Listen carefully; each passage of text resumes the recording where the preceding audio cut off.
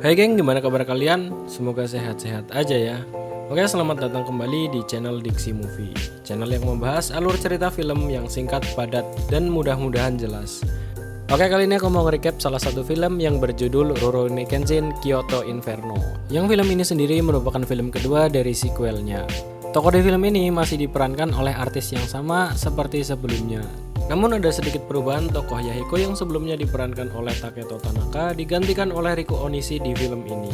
Dan ada penambahan juga seperti Tatsuya Fujiwara sebagai Shishio Makoto, Ryonosuke Kamiki sebagai Sojiro Seta, Yusuke Isea sebagai Aoshi Shinomori, dan Tao Tsuchiya sebagai Misao. Dan tentu saja masih banyak bintang-bintang lainnya.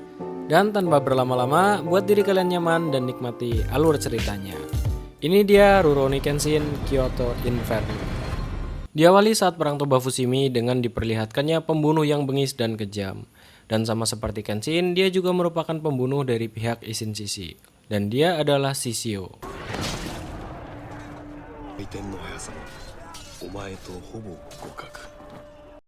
Saat sibuk membantai, Shishio mendengar berita kemenangan Isshin Shishi. Dan setelah kemenangan itu, berbeda dengan Kenshin yang menggantungkan pedang, Shishio yang sangat berambisi, bengis dan kejam, justru tetap terus membunuh dengan brutal.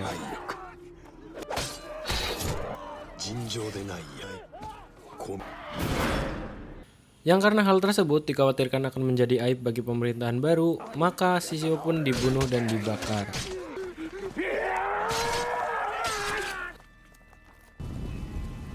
Di tempat lain kita diperlihatkan Aoshi, dia merupakan kapten tim pengintai Oniwa Bansu milik Shogun. Yang karena kekalahan Shogun, rekan-rekannya harus mati. Dan Aoshi beranggapan bahwa tim pengintai adalah tim yang terkuat, namun tim tersebut tidak pernah diberikan kesempatan untuk melawan.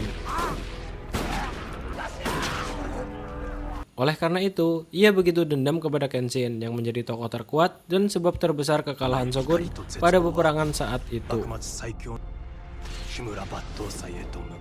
Kembali ke Shishio, pada saat itu ia seharusnya mati, namun salju turun dan memadamkan api. Dengan penuh kemarahan, Shishio pun bangkit untuk membalaskan dendamnya. 10 tahun setelah perang, kita diperlihatkan keadaan dojo Kaoru. Saat ini Kaoru telah memiliki banyak murid.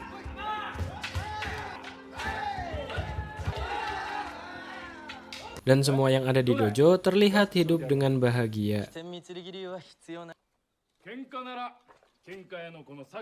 Di tempat lain, Shishio yang saat ini berada di Kyoto membentuk pasukan untuk menggulingkan pemerintahan baru sebagai bentuk balas dendam.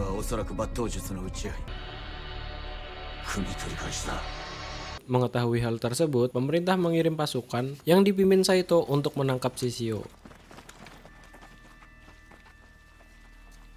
Namun semua pasukan tersebut dibantai dan hanya menyisakan Saito.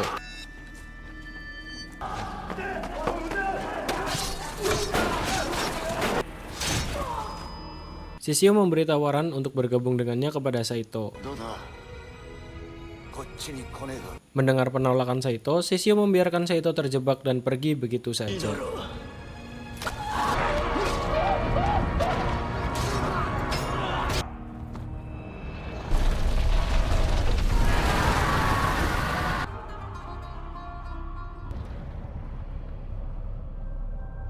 Mengetahui hal itu, yang sepertinya tidak ada cara lain pun, akhirnya pemerintah meminta tolong kepada Kenshin. Di sini Tuan Okubo dan Inspektur Kawaji menjelaskan masalah yang terjadi, dan Tuan Okubo pun memberikan waktu 1 minggu kepada Kenshin untuk memikirkannya.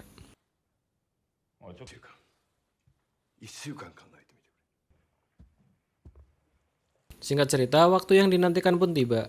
Kenshin pun hendak menemui Tuan Okubo untuk memberikan jawaban. Sementara itu, di tempat lain Tuan Okubo yang ada di perjalanan justru diikuti oleh Sojiro. Sojiro ini merupakan anak buah Shishio. Dia pun langsung membunuh Tuan Okubo tanpa diketahui orang lain.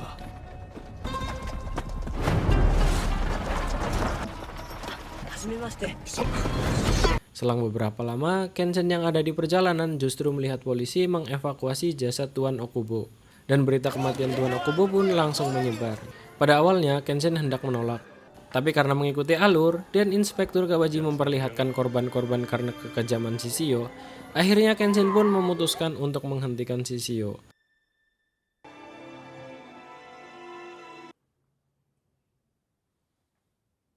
Dan sebelum pergi, Kenshin menemui Kaoru untuk berpamitan.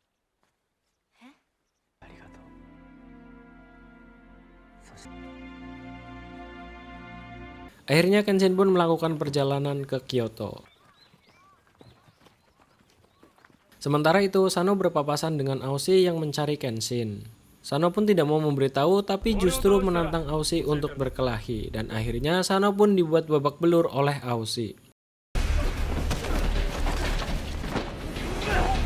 Yang kejadian itu dihentikan oleh Megumi yang sedang lewat. Aoshi pun bertanya dengan paksa kepada Megumi hal yang sama, tapi Megumi berpura-pura tidak mengenalinya. Aoshi pun lantas pergi begitu saja. Singkat cerita, malam hari saat Kenshin hendak mengambil air, Misao memanfaatkannya untuk mencuri pedang Kenshin. Dan ia pun pergi begitu saja. Kenshin pun berusaha untuk mendapatkan pedangnya kembali.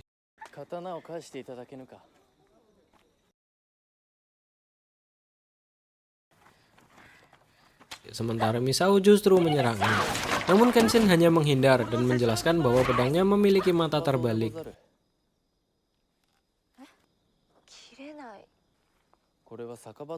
Di sini Misao pun mengerti, namun mereka dikagetkan dengan keluarnya anak kecil dan kemudian meminta tolong. Singkat cerita, mereka pun sampai di desa sang anak, dan betapa terkejutnya sang anak melihat orang tuanya mati tergantung.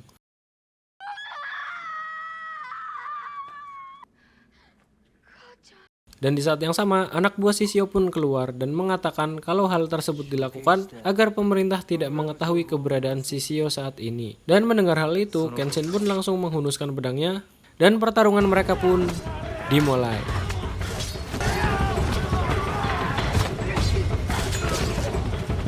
Dengan kemampuannya, Kenshin dapat mengalahkan mereka semua dengan mudah.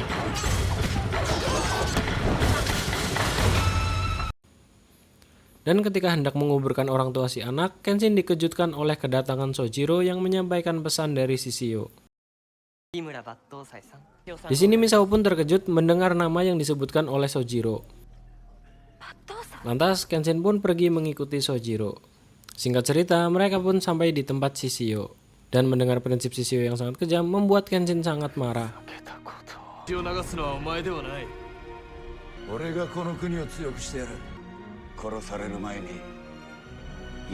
Lantas ia pun menantang Shishio untuk bertarung.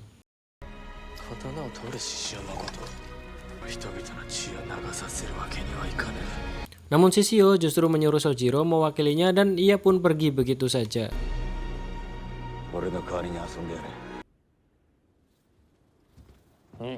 Di sini pertarungan Kenshin dan Sojiro pun dimulai.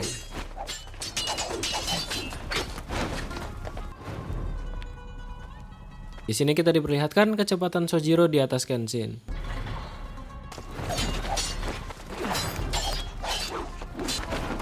Mereka pun terus bertarung sampai Sojiro pun mengatakan dan pergi begitu saja. Kembali ke desa, warga desa membujuk sang anak untuk membunuh anak buah Shishio sebagai bentuk balas dendam.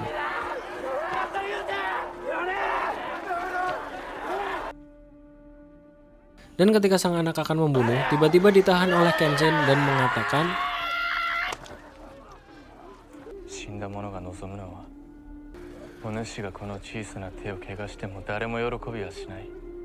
yang hal tersebut membuat sang anak menyesal dan begitu sedih mengingat keluarganya telah tiada.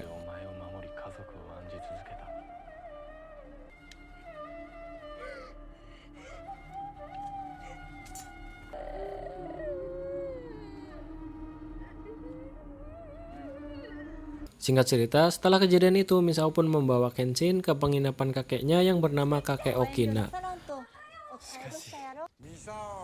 Kakek Okina sendiri merupakan ketua tim Oniwa Banzo dan di sini dia menceritakan sebab Aoshi menjadi jahat dan ingin membunuh Kenshin.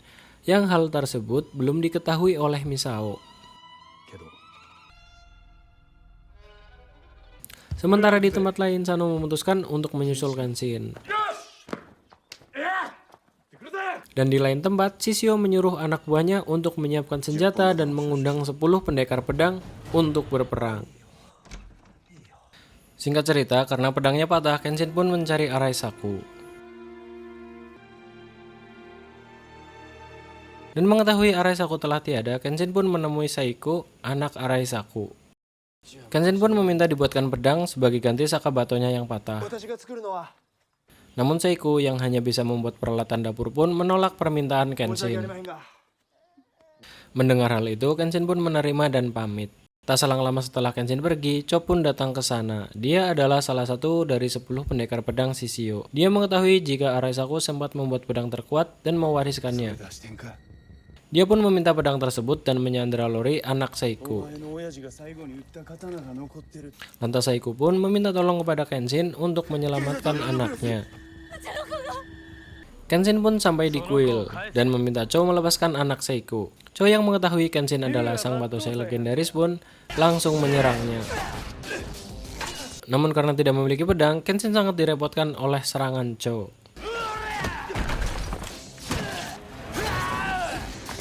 Di sisi lain, Kouru yang menyusul Kenshin tiba di Kyoto dan mengetahui Kenshin sedang bertarung di kuil. Kouru dan Yahiko pun segera mendatanginya.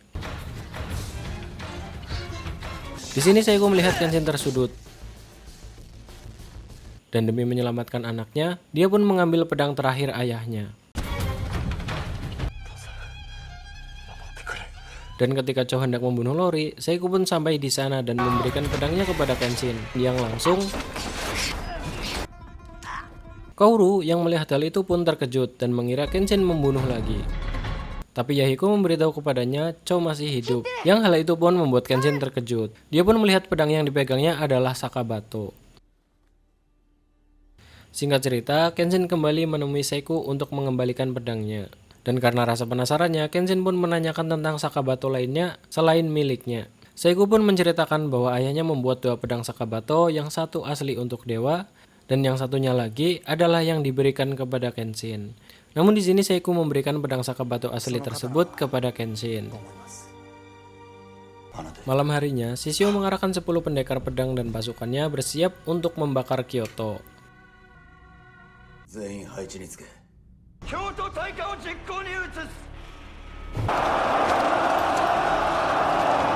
Sementara di tempat lain, Kenshin sedang mengganti gagang Sakabatonya. Dan mengetahui rencana Shishio akan membakar Kyoto, kemiliteran pun mengevakuasi warga dan menyiapkan pertahanan.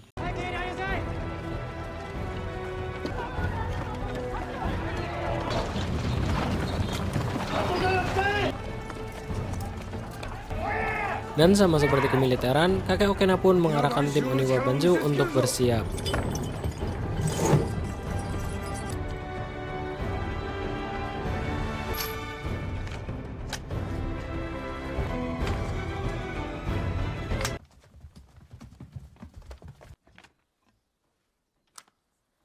Di sini Kouru pun telah meyakinkan Kenshin bahwa ia telah memantapkan hati untuk ikut pertempuran sampai akhir.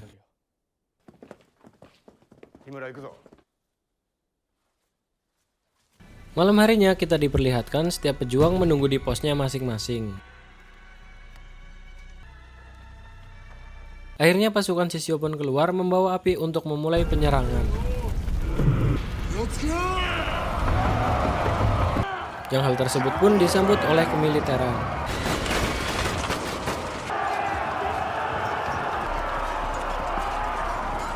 Mendengar hal itu, Kenshin dan Saito pun keluar.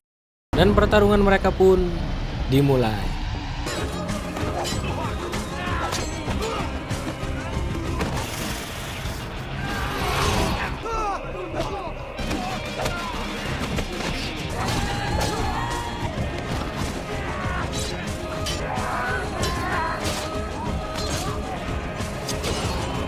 Di sana kita diperlihatkan, Sano pun ikut meramaikan pertempuran itu.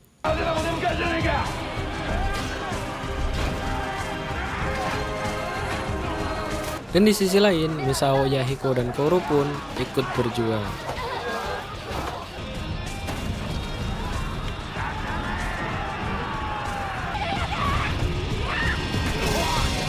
Sementara itu, Aoshi yang mencari Kenshin pun sampai di tempat kakek Okina.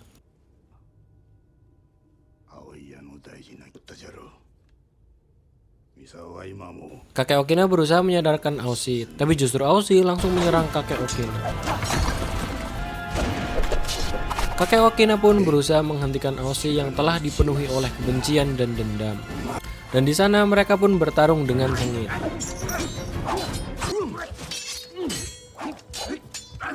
Sementara itu Kenshin terjebak dan melawan orang-orang yang menyerupai Shishio.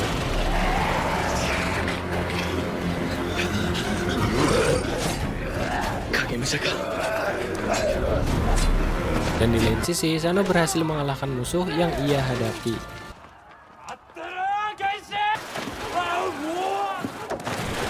Dan begitu juga dengan Saito. Dan di sisi yang lain, Misao membantu Kaoru yang terluka. Dan mengetahui Aoshi kembali, dia pun bergegas pulang dengan bahagia. Setelah Misao pergi, Kaoru masih berjuang mengalahkan sisa-sisa pasukan Shishio. Sedang di sisi lain, Kenshin berhasil menjatuhkan semua pasukan yang seperti Shishio. Begitu sampai di rumah, Misao sangat terkejut melihat Aoshi menghabisi kakeknya.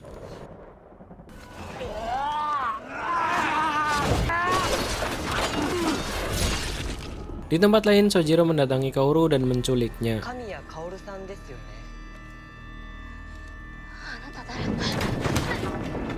Dan karena pertempurannya terlalu mudah, Kenshin dan Saito pun tahu penyerangan tersebut hanyalah pengalihan.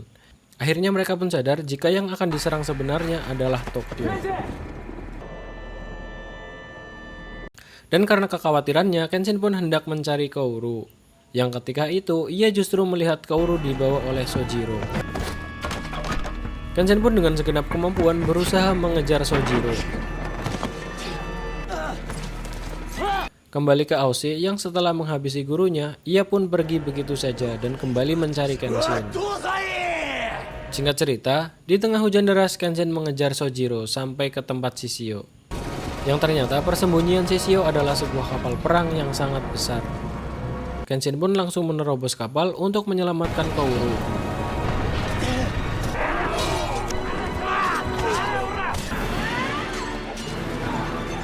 Seketika itu, ia dihentikan oleh Shishio yang mengatakan ingin melihat Kenshin kembali menjadi sang pembantai dengan menyandera Kaoru. Shishio pun semakin memancing Kenshin dengan kata-katanya dan menyiksa Kaoru.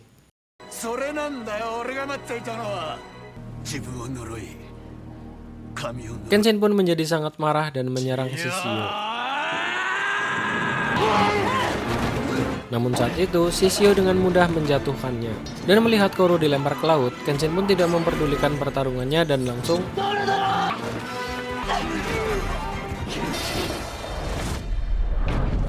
dan film pun selesai. Aku belum ngeliat nilai yang benar-benar bisa kita ambil dari film ini. Tapi kalau kalian punya pendapat lain atau kalian bisa ngambil nilai dari film ini, kalian bisa tulis aja di kolom komentar. Cuman secara keseluruhan film ini oke banget, keren banget. Jadi aku saranin kalian nonton film ini dan nonton film selanjutnya juga. Kalau kalian suka, kalian bisa like video ini, dan untuk bantu support, kalian juga bisa subscribe channel ini dan nyalakan notifikasinya. Dan seperti biasanya, untuk kalian semua orang-orang baik, terima kasih udah nonton.